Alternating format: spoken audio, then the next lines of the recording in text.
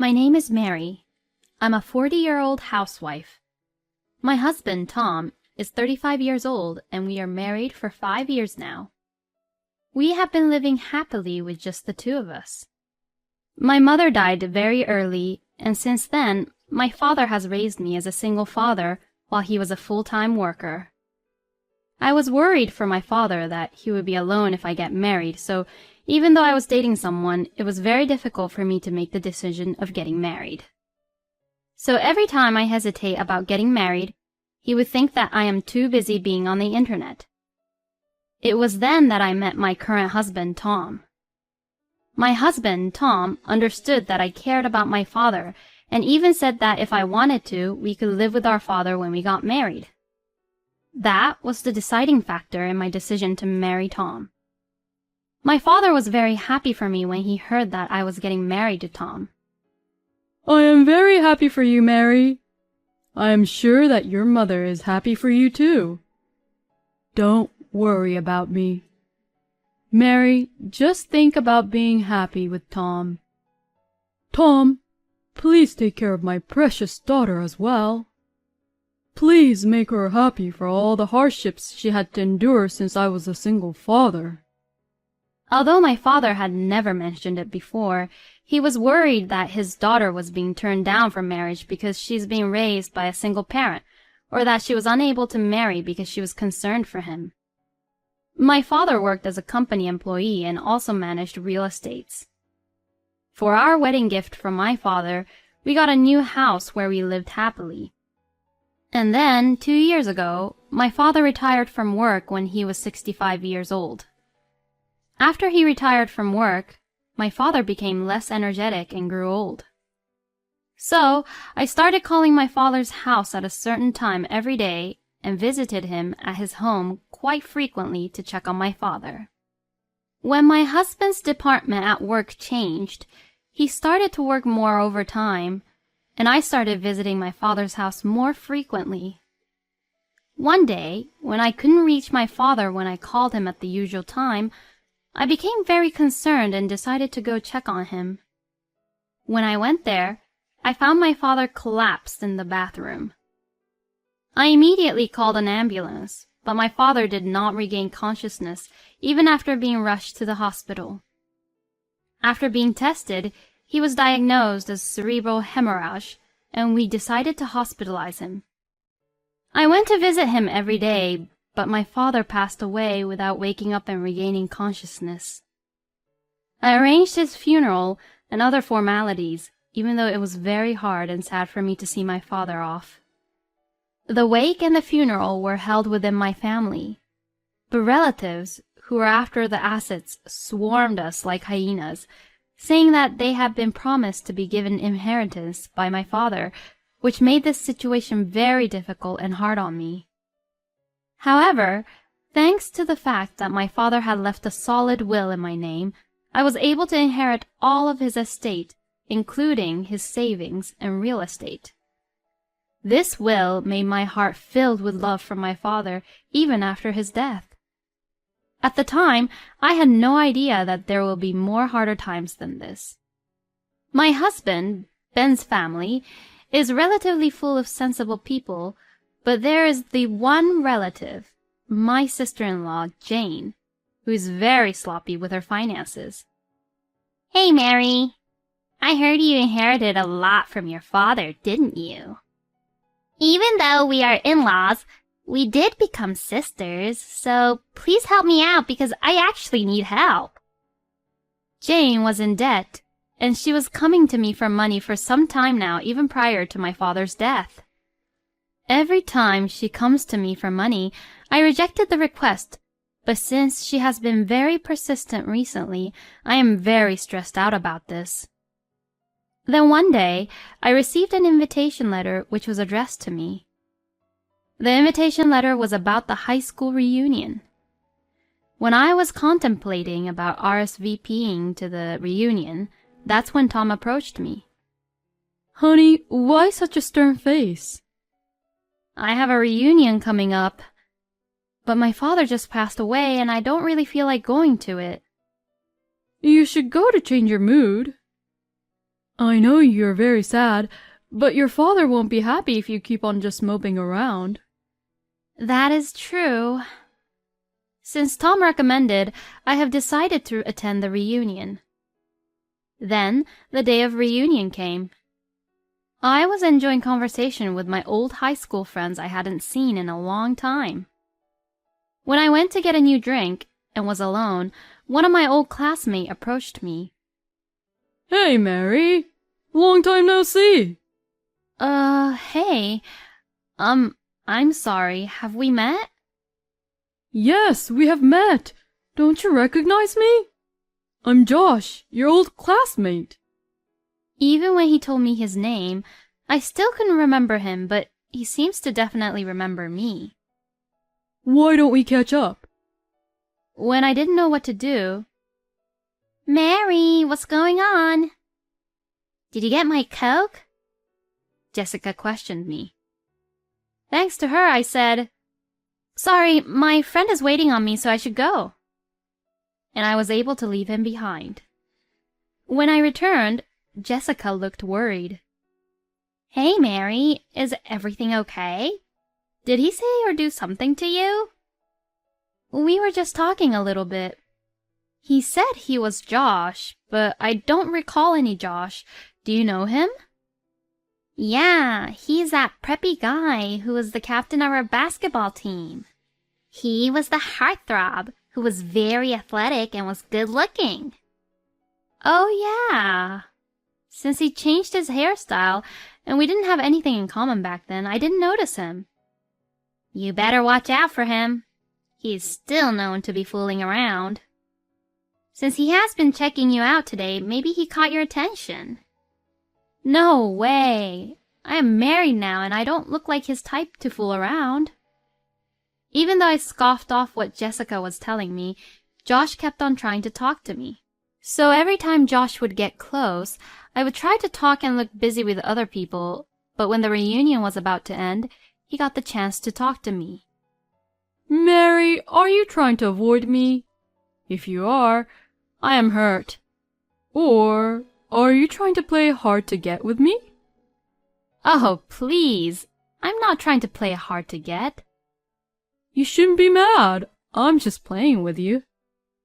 What are you talking about? I am happily married. There are plenty of people who still have fun, even if they're married. You know what? To tell you the truth, I actually liked you for a very long time, Mary. Since we have a lot to catch up, why don't we just have a drink after this? No way. If you want to drink, why don't you go to the after party with everyone for it? I was able to cut him off and catch a taxi to return home. I thought I will never see Josh ever again. However, more outrageous situation was awaiting for me after this. The next day, when I was working at the diner for my part-time job, a man I have seen before has entered the diner. I got a glass of water to wait on him when I realized it was Josh who came to the diner. What are you doing here? Wow, what a coincidence. I'm very lucky to see you here, Mary. Are you kidding me? Who did you find out from that I was working here? First, can you get my order? I would like to have 1 cup of coffee. I reluctantly took the order and served him his coffee. After finishing this coffee, just leave. It says I can have seconds for free. Let me enjoy my time here. After drinking and finishing his 3rd coffee while talking to me, he finally decided to pay. I was very relieved when he was finally leaving, but Josh didn't take the hint and told me. I like this place. I will come to get my coffee here more often now. After he said this, he left the diner. Since I was just a part-time worker at this diner, I couldn't ban him from coming to the diner, and from that day, he started to come to the diner every day. I talked to my boss about it, but since Josh was just talking to me and wasn't causing any trouble, he couldn't do anything about it. I wanted to tell Tom about it too, but lately, he has been very busy with work that I couldn't tell him about Josh. Some days later, I had a day off from my part-time job. Since I didn't have to see Josh's face because of my day off, I was very happy. But then, when I returned from my shopping, I was very shocked.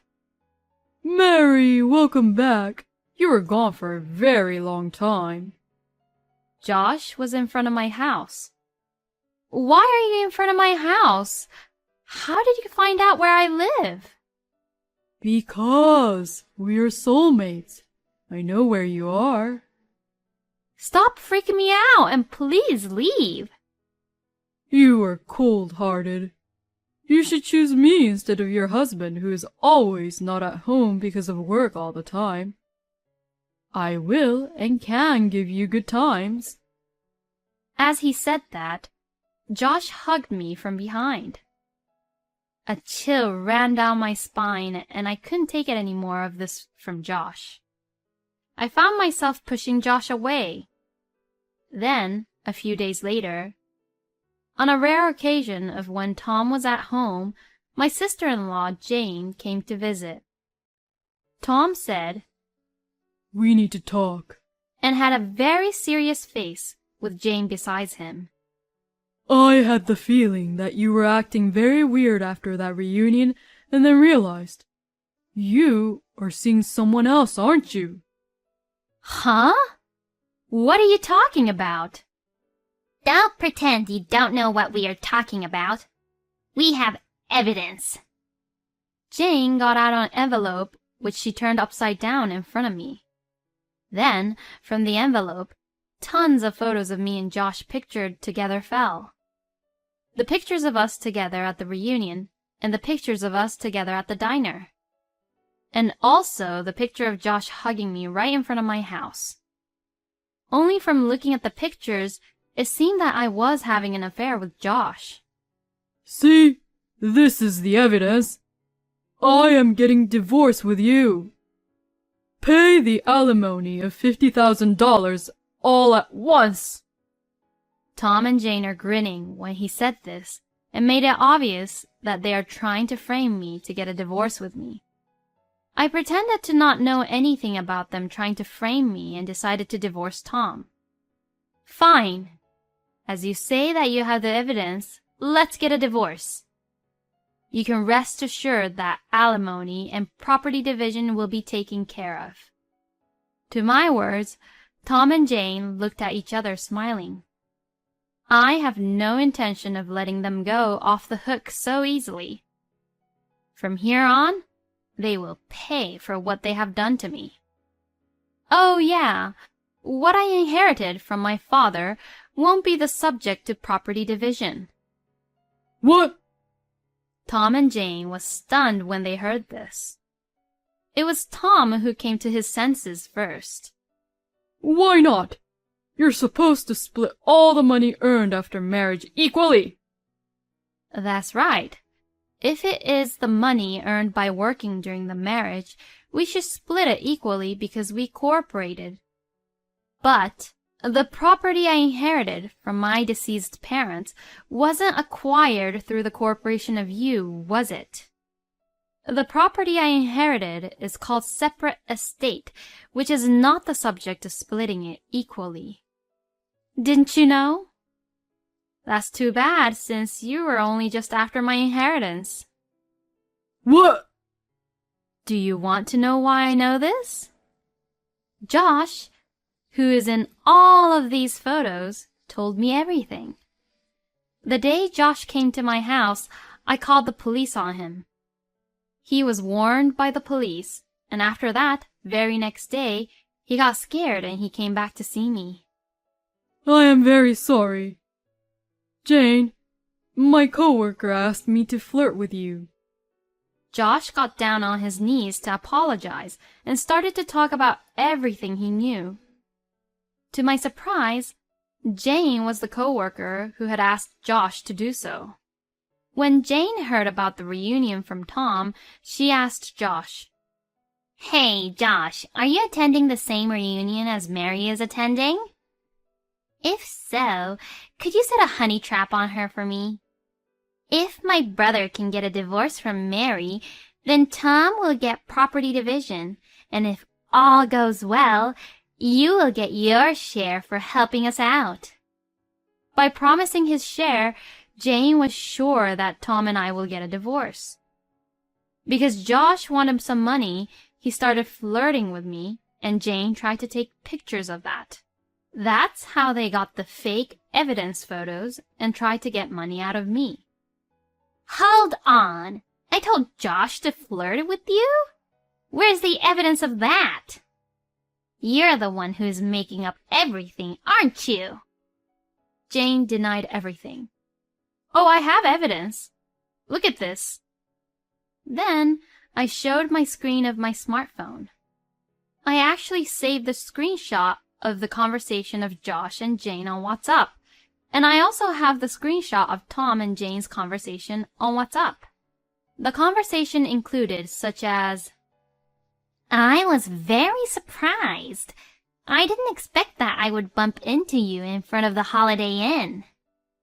Me too. Please don't tell Mary about this. "Of course. You too, please don't tell Brad about the guy you saw me with." Sure. "By the way, the woman you were with is so pretty. Tell me how you met her."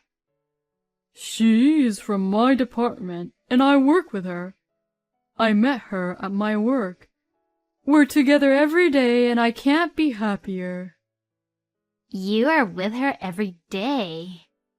How can you be so blatantly cheating on Mary and not get caught? If I tell her that I am working overtime, Mary won't ask me anymore, and since she loves her father too much, she's always at her father's house. Since her father passed away, she has been moping around the house, and I can't stand her. Hey, you are talking behind her back too much, aren't you? Actually, I am thinking of divorcing Mary and getting remarried to her. I see. Hey, I have a good idea. Why don't we frame Mary to cheat on you? Put a honey trap on her. Even if Mary doesn't actually cheat on you, we can make it look like she's cheating in the photos, and then it is all ours. Let's get both alimony and the division of property. When Tom and Jane saw the screenshot of their conversation, they panicked. Why do you have that? Tom, who's the other woman? Jane, you are engaged to Brad but is still seeing someone else. Just because you both are cheating, do you think I would also cheat?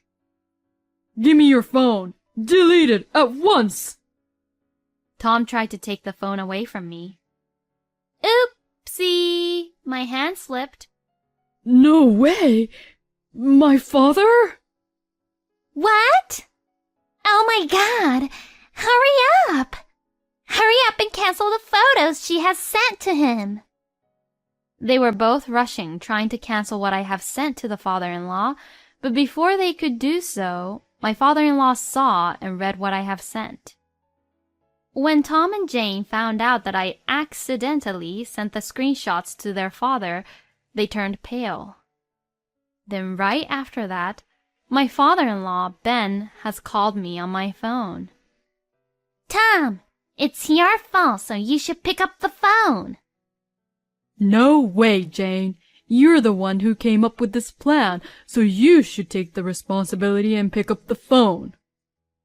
Tom and Jane was pushing the phone around between them. In the end, Jane said, "You should do something about it," and returned my phone to me. I picked up the phone and explained everything to Ben. That evening, a family meeting was to be held at Ben's house. Of course, Tom and Jane was scolded and punished by their parents. Both of you cheated, and trying to blame your wife for cheating when she didn't. I can't believe this. I am very embarrassed by you two. We owe Mary's father a debt of gratitude for all the help he gave us all of the years we needed.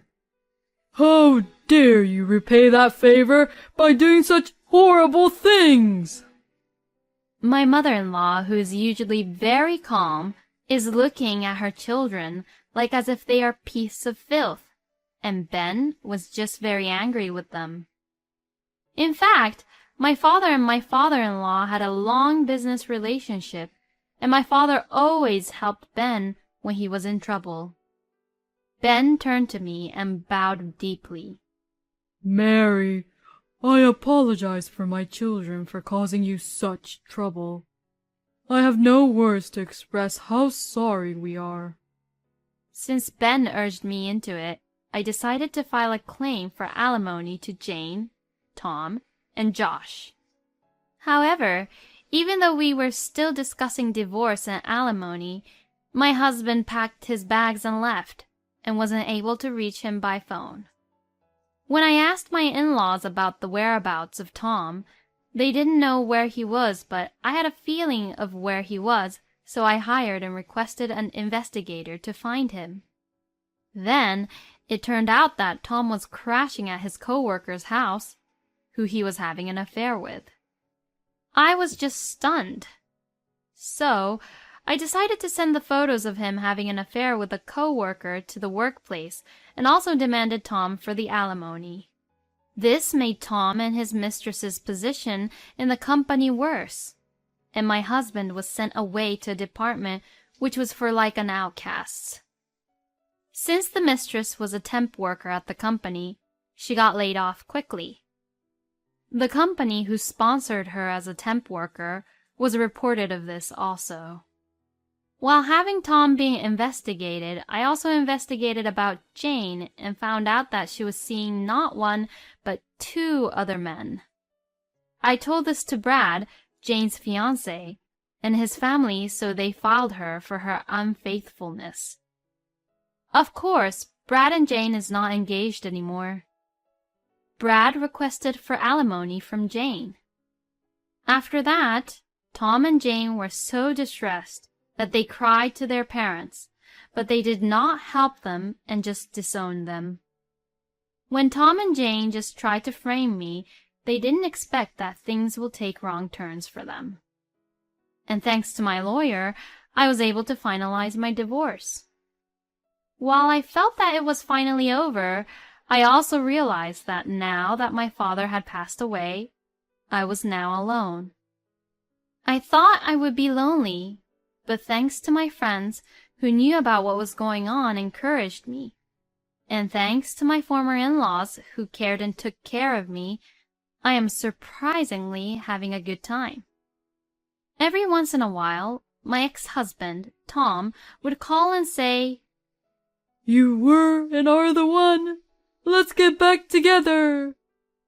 He would say such nonsense to get back with me or to borrow money from me, so I ignored his calls. Every time he would message me, I send the screenshot of the messages to Ben.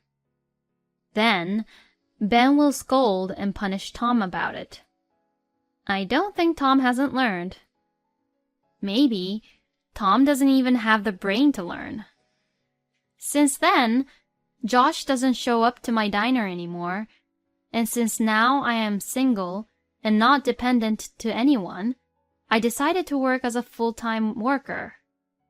From now on, I will work harder than ever while managing the assets my father left me.